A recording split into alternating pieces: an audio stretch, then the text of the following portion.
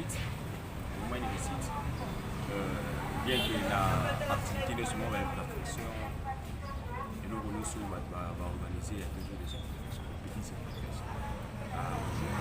Surtout par rapport à l'incident, par rapport à ce que nous avons évoqué tout à l'heure. Si l'activité au Goya, c'est la possibilité de site lié par rapport à où ils allaient à l'université, cadre moko.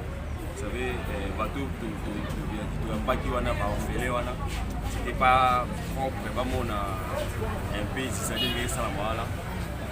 Ce qui est acquis, c'est ça moi je vais retrouver ces informations là-bas où il y a une activité qu'il y a prochainement. Ce qui il y a prochainement, c'est tout ça on a cadre moko. Il y a bien par rapport au wana les avions makasi, mais à l'ensemble vraiment le contexte était cadre. Merci beaucoup. Maman Blondine. Merci beaucoup pour la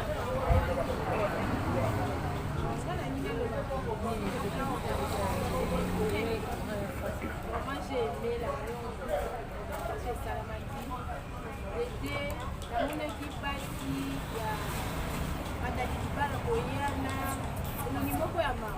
Quand il a entendu parler de maman, j'ai senti que maman l'a donné une fille. Même les enfants, quand ils montaient, ils sont sentis que c'est vrai, vraiment, c'est quelque chose de très bien. En tout cas, maman a beaucoup de chapeaux. En tout cas, ça donnait le sourire. Ils vont parler de cette association. Vraiment, c'est très bien. Et ça continue, non seulement pour les parents, qui ont problème de maternité, ça continue aussi d'autres personnes. Vraiment, c'est distribué. Merci.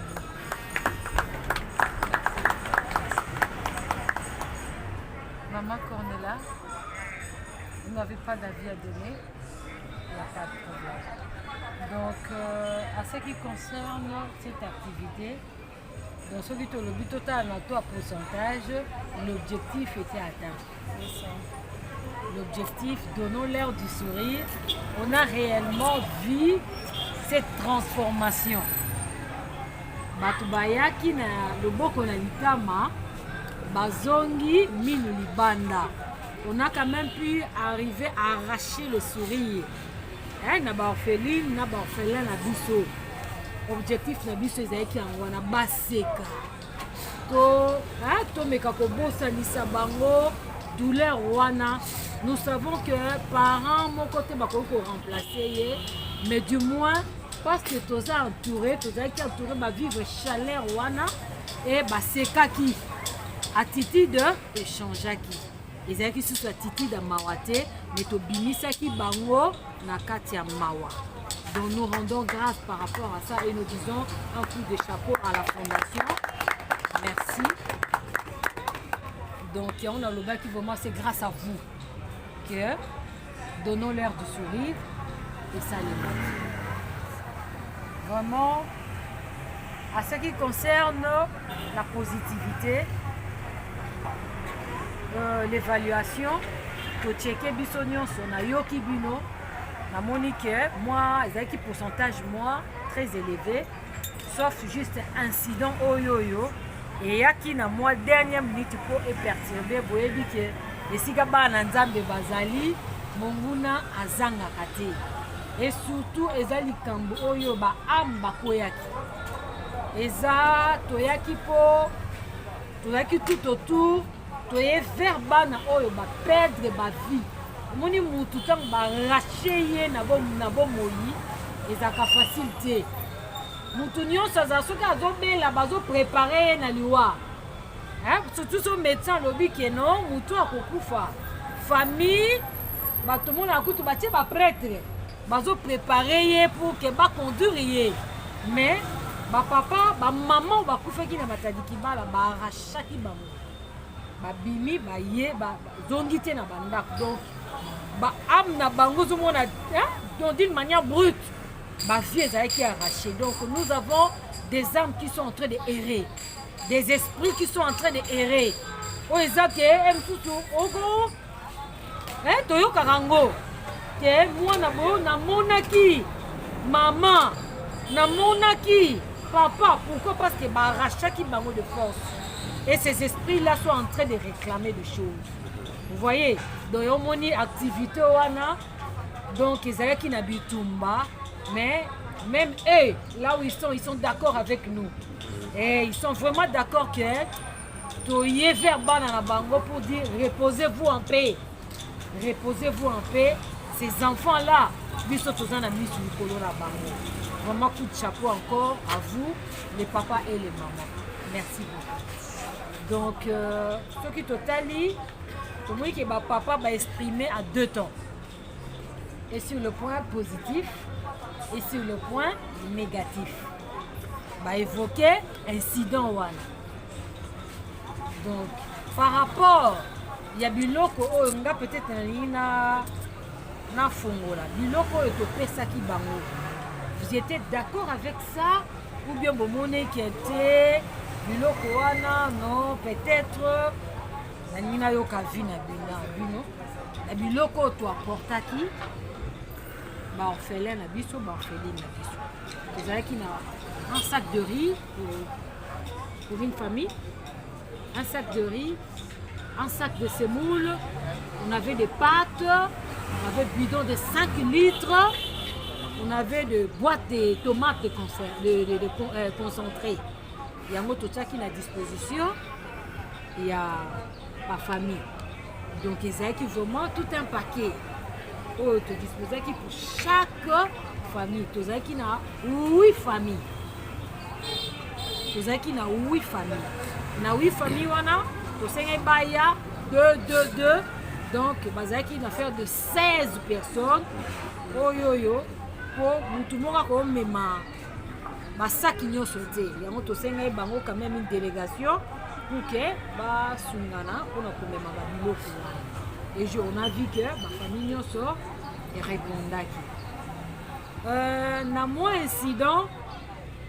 Nakoko le balisusu tozoki papa moko papa enko papa wana azalaki pe ye pa perdaka mwasi na ye papa azalaki programmé te mais tellement yokaki ka le 27 pour le fait que basala mwa bassociation na bango basololaka moninga ebisi nga babengisi ngai abi oh nini ngai babengisi nga te papa nasali violence malgré azalaki contacté te ayaki alobi mama bopesa mpe ya ngai tebisi papa toprévoyaki pour 8 familles en tout cas yo oza deuxième poule B.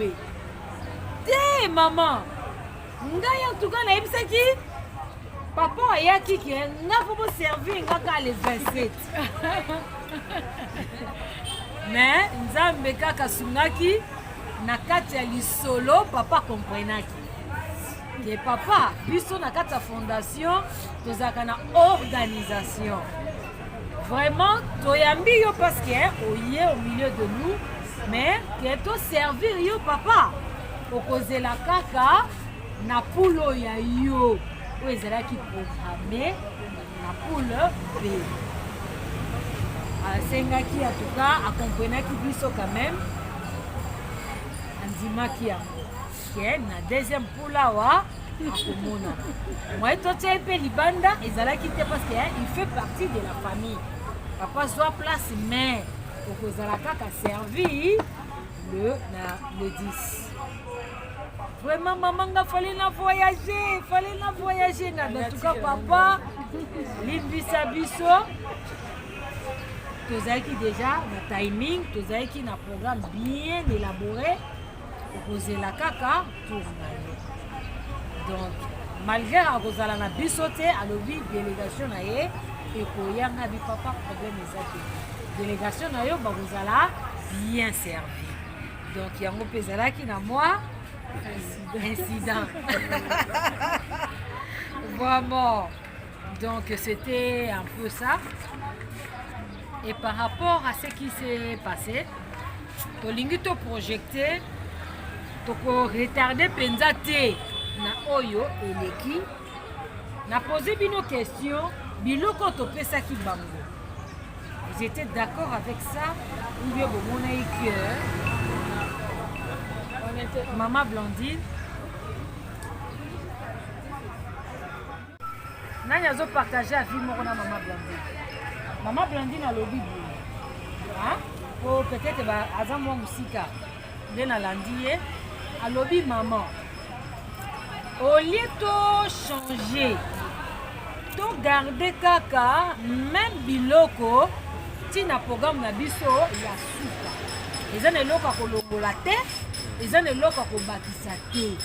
Pour ne pas que bamtu baloba oh mais nini biso tozwaki boye et comme na tour na bango bango mususu bazui boye.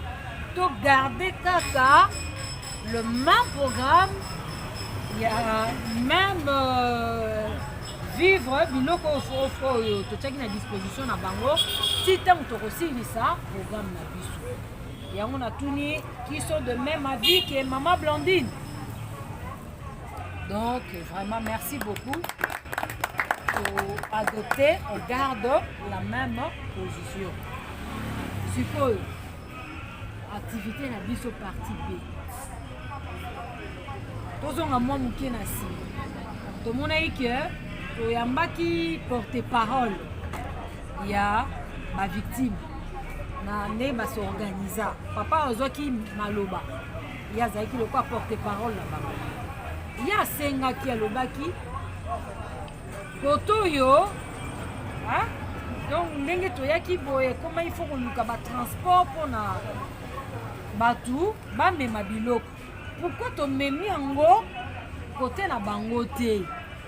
Tosala yango et kozala malamu. On a réfléchi, on a dit bon, les appels malamu, tolongwe na cadre toto yo, tomata, tomema activité na monga fula.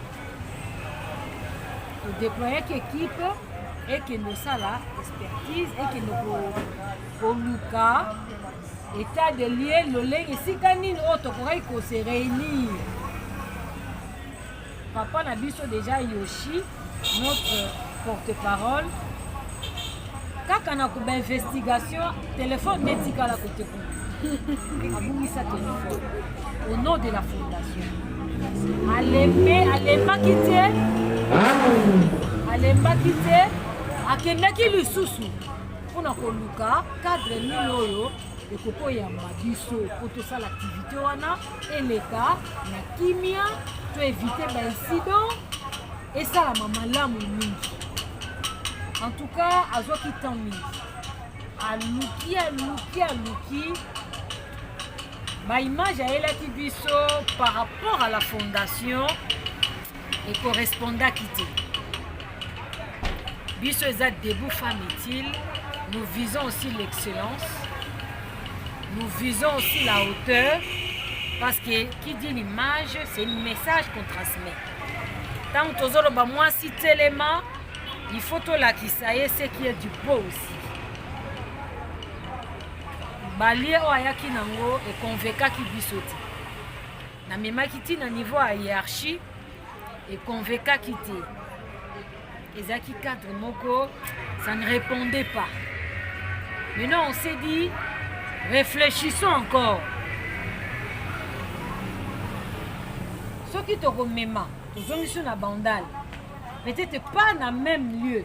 Na isika wanate, bandale na biso baloba bandale c'est Paris. Ezanga nango bisika te ko yamba bato.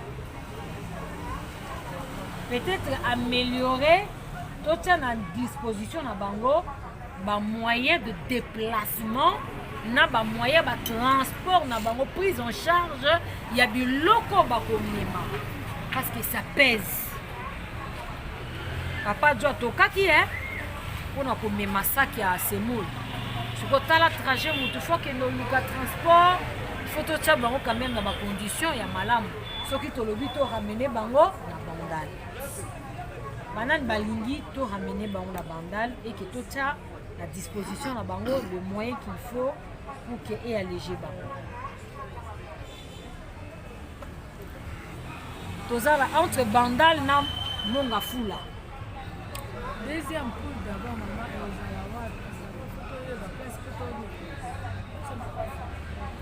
deuxième poule, ils ont battu à côté.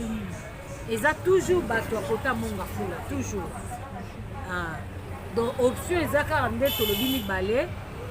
Papa Yoshi a vérifié kuna bisika ya malamu ezalaki eza penza te. Yango tolobi soki to ramener bango boye. Tokotia na disposition na bango ba moyen oyo permettre bango ba évacuer ba biloko na ndenga malamu na ndenga kimia. Banani baza d'accord pour na yango.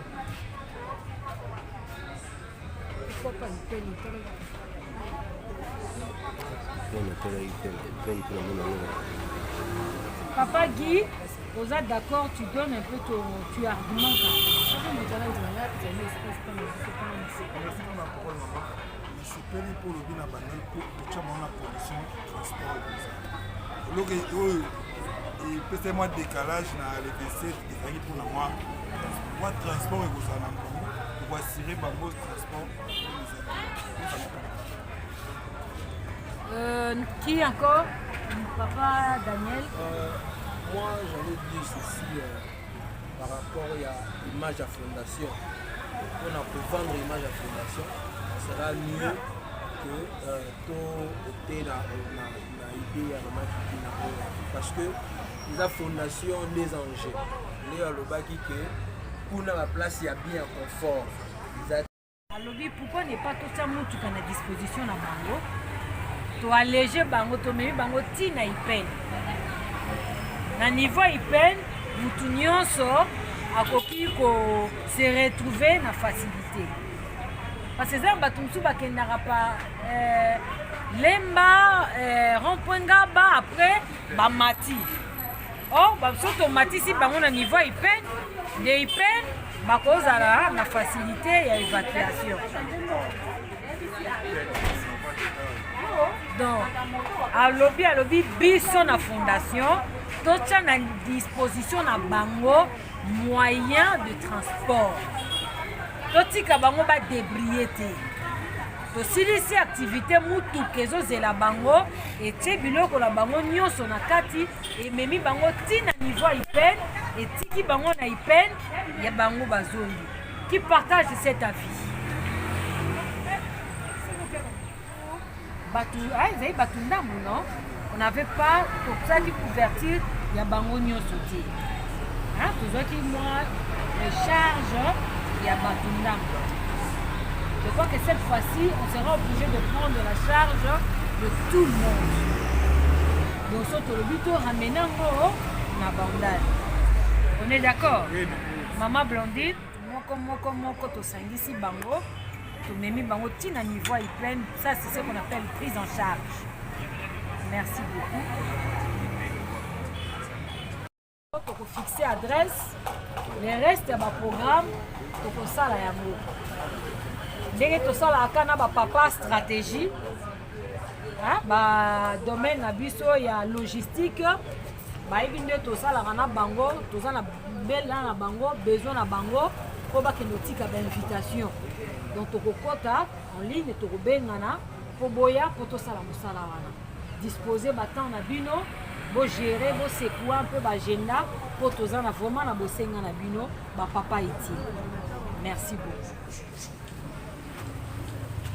Toyambi notre révérend so tokobete la papa Bishop révérend Baboko. C'est le révérend Pitou. Un serviteur de Dieu puissant. Il a belé. Donc il a bousculé un peu son agenda. Le 27, il voulait vraiment être avec nous, mais il n'a pas pu. Il y a une réunion, les lois Ezali, en tout cas, on ressent la violence. On a assisté quand même à la réunion pour que je voie. Projection, il y a les 10. comment ça va se faire. Vraiment, nous t'accueillons, l'homme de Dieu.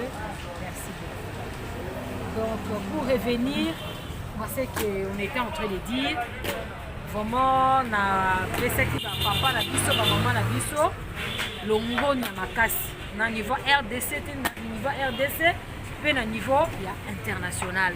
Zambe apambola, ebele. Ke ba poche mon côté et kauka. Bisika babimisaki nzambe azongisa ebele. Tozwa susu ba partenaire ya minene pour soutenir cette œuvre pour misala nango ezo monana.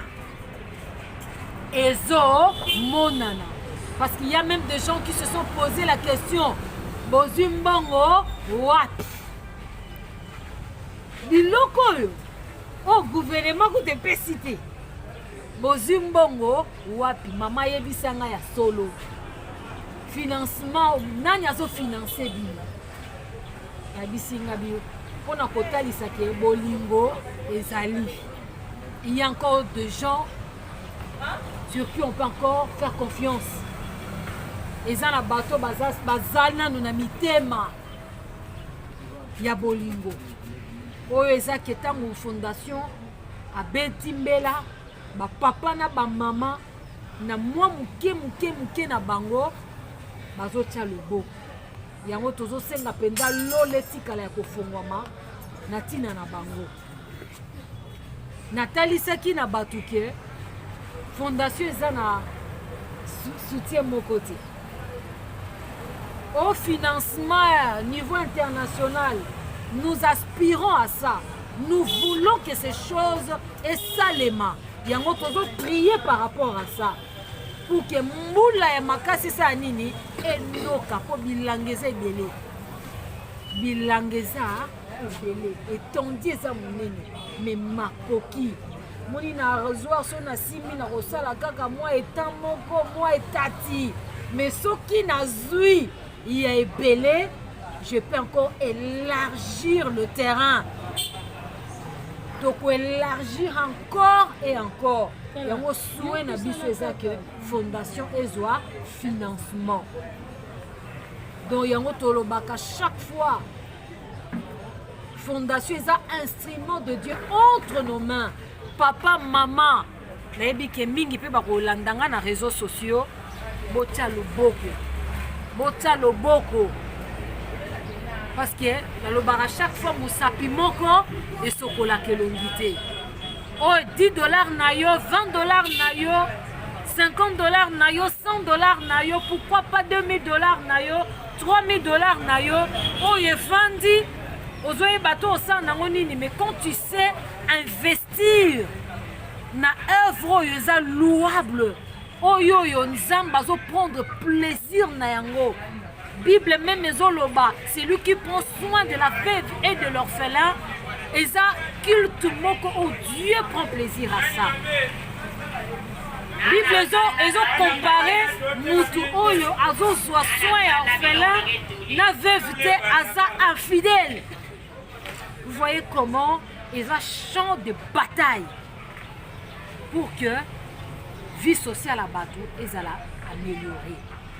Do yango na lobaka chaque fois maman moi 10 ans yo kokaki ko na yo moko kokaki ko sala le côté mais soko yenda ngo na kata fondation to sangisi yango ensemble et kokoka saki ya fufu et kokoka saki ya semoule et kokoka saki ya loso et kokoka carton ya spaghetti et kokoka carton tomate. Tokosala mosala. Pour Dieu ne minimise pas. Mutumso ko lobazo landanga ah moi mukio naza nango penza ekosala nini? Comment nango ekosala nini te? Multiplication ya mapa nambisi et salemaki na 5 pains na 2 poissons. 5 pains na 2 poissons parce que Jésus azwa kiango, la Bible dit il a béni et ça nous sala et nourrir plus de 5000 personnes. Et il y a même eu le reste. Pour dire ne minimise pas le peu que tu as. Apporte-le dans la fondation. na nzela wana nzambe akomona disposition motema na yo akopambola yo. Vraiment merci beaucoup na nyonso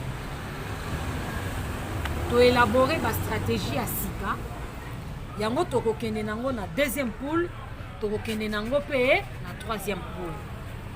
La stratégie oyo ebimi kaka na kati na bino nzambe apambola bino na intelligence na lumière oyo boapporte encore na mokolo ya lelo na action oyo donnons l'air du sourire. Omibeteli nanu maboko.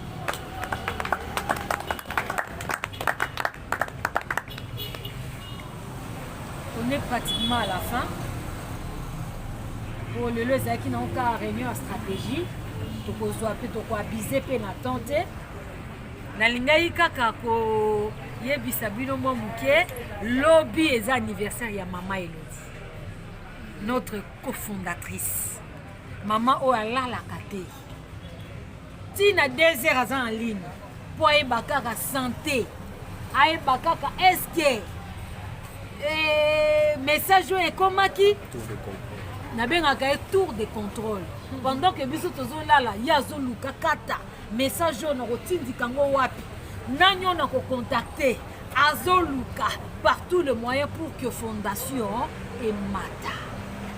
Lobi eza anniversaire na ye eske nga na yo tobosaele mwa kapela te azwa avant goût totindela ye yango déjà mama na niveau ya conseil d'administration topesi ya biso yo joyeux anniversaire.